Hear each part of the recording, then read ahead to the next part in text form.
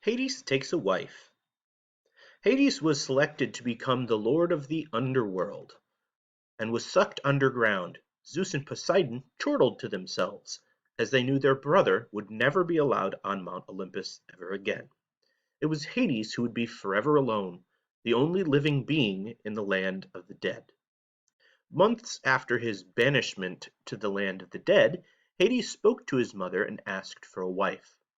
Rhea agreed that he deserved a queen to rule by his side, and allowed Hades' vision to view the living goddesses on earth, one of which he would choose. The first living visitor to the underworld, though an unwilling one, was the goddess Persephone. She was the only daughter between Zeus and the goddess Demeter. Persephone was an innocent maiden, a young one who loved to play in the fields, pick flowers, and smell the fresh air. Hades instantly fell in love. Persephone was innocent and beautiful. After moments of viewing the maiden, he sent word to his mother that he wished for Persephone to be his wife. He would steal her and bring her into the dreaded world below ground.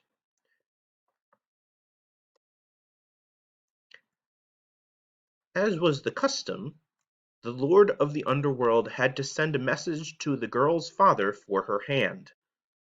He summoned Hermes to his castle, where he asked, "Hermes, go and tell my brother that I wish to take his daughter for her to be my queen." With that, the messenger flew up to the top of Mount Olympus. Zeus decided not to say anything, which meant he didn't agree, but he also didn't disagree. Hearing silence for acceptance, Hades mounted his four-horse chariot, and Rhea parted the earth for him. For as they say, if a mortal ever sees the merchant of death above ground, they would be no more. Persephone was underneath a fruit tree on the island of Sicily. She sat and picked the leaves and stems from the fruit when a loud rumble was heard. The hills of the island opened just briefly, and Hades emerged in clouds of dust and darkness. Persephone let out barely a shriek as she was captured, and taken underground as quickly as her abductor had appeared. Behind Persephone she had dropped leaves and fruit on the ground.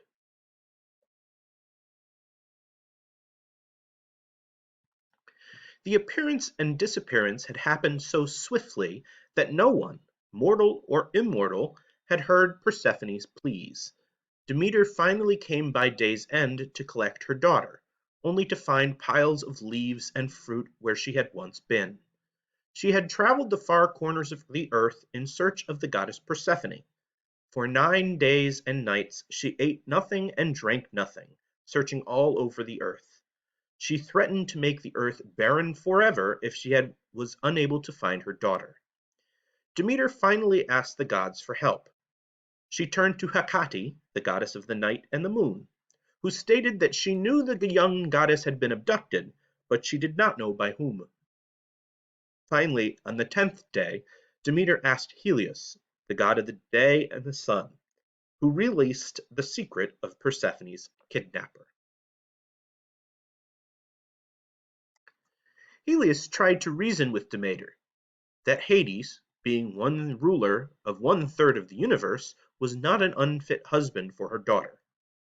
Persephone would be a queen, she would enjoy riches and power, and she would get to rule as few others would.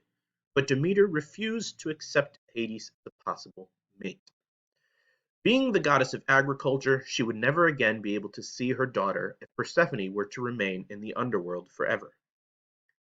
Enraged by the news, and by the thought of Zeus's complicity to the abduction, Demeter refused to return to Mount Olympus. And for an entire year Demeter roamed the earth in the guise of a mortal, as the plants and the trees and crops throughout the earth began to die.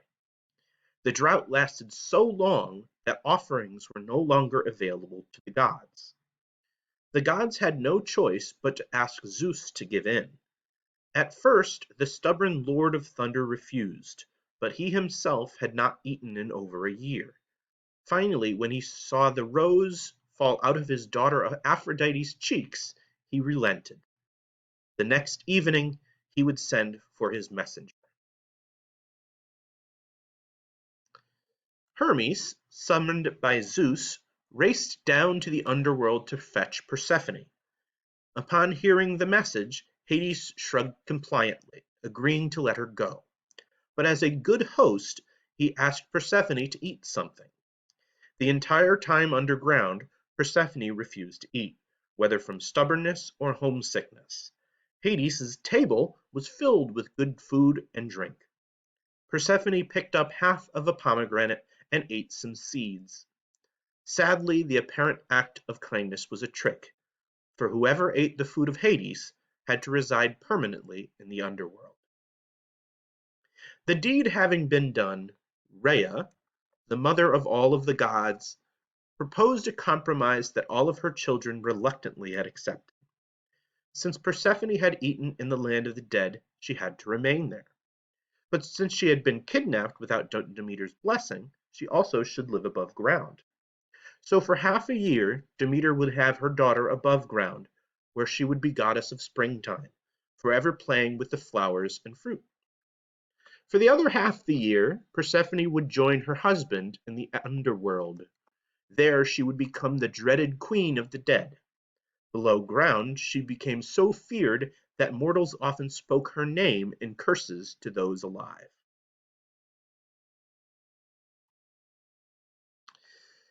Once Demeter heard the compromise, she rose up to Mount Olympus. Winter had ended, and she wanted to be sure that the earth was ready for her daughter's return. Demeter warmed the earth, hoping that the flowers and fruits would be back in full bloom by the time Persephone was to return on earth. Persephone grew to love her husband, and she realized his loneliness and was want for someone to share his kingdom. Every fall she returned to the land underground, and he prepared feasts for his wife. And of course her favorite dessert was made from pomegranate. In a twist of fate, Hades and Persephone became the gods of wealth, for it was Persephone who said that more grew underground than just foods. Shiny rocks and minerals grew where her precious flowers had also lived. As all the world's gold and silver, all the world's rubies and emeralds grew beneath the earth. Often Persephone would be seen tempting those above ground with gold, and some would take it, for as they've said, money is the root of all evil.